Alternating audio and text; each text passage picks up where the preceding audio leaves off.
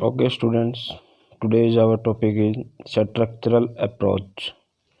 Structure is an arrangement of words in certain order which conveys some meaning. We can also say that the different arrangement of words pattern leads to the formation of different structures. For example, he is honest. Is he honest? Both above sentences, he is honest or is he honest, both above sentences have the same words but each of them have different meaning. It is because each sentence has different arrangement of words. Structural approach comprises two words, structure and approach. The word structure relates to the structure whereas approach stands for coming near. In this way, the combined meaning of both the words is approaching English on the basis of structures. According to Menon and Patel, structural approach is based on the belief that in the learning of a foreign language, mastery of structure is more important than the acquisition of vocabulary.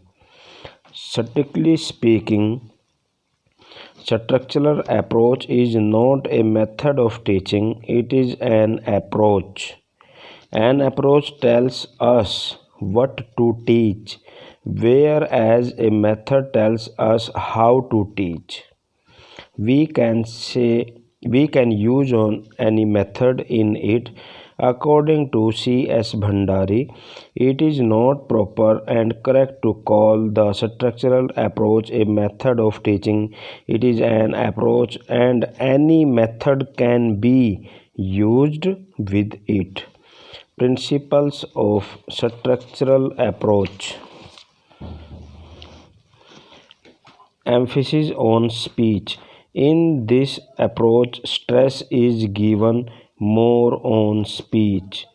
Formation of language habit. To achieve the goal, the students are given a lot of practice in listening, speaking, reading, and writing. By doing this, the teacher makes his students to learn English efficiently. Mastery of structures. In structural approach, stress is given more on mastery of structures. Therefore, mastery of structures results in effective learning of the language. Teaching one item at a time. In structural approach, one item is taught at one time. The teacher takes up the second structure only after the students having mastery over the first structure. Meaningful situation. For creating meaningful situation, the teacher may use facial expressions, gestures, and movements of the body in different ways. Merits of structural approach. It creates active participation of the students. Second, it helps in attaining fluency in spoken English. It helps the students in developing creativity in students. It helps in acquiring language well.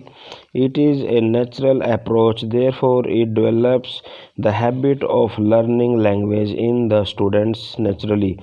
It helps in the development of all the four basic skills listening, speaking, reading, and writing. It helps the students in having command over English language. It helps the students in learning correct pronunciation. Structural approach can be adopted for all stages. Structural approach can helps in teaching prose and poetry. It is based on scientific principles. The structures are selected and graded on the principle of usefulness, simplicity, and teachability. Demerits of structural approach: it is not suitable for the senior classes. There is a need of much teaching aids which are not available.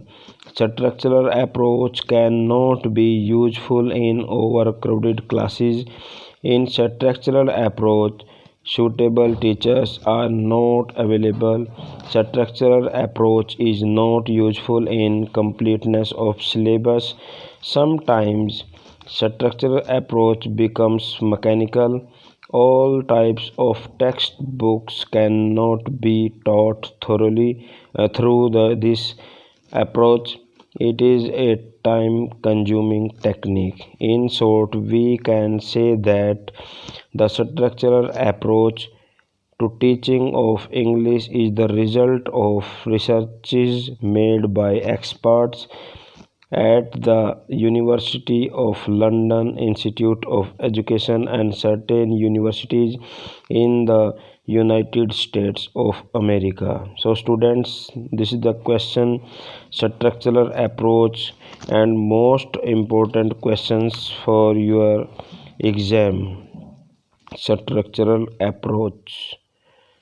Okay, thank you.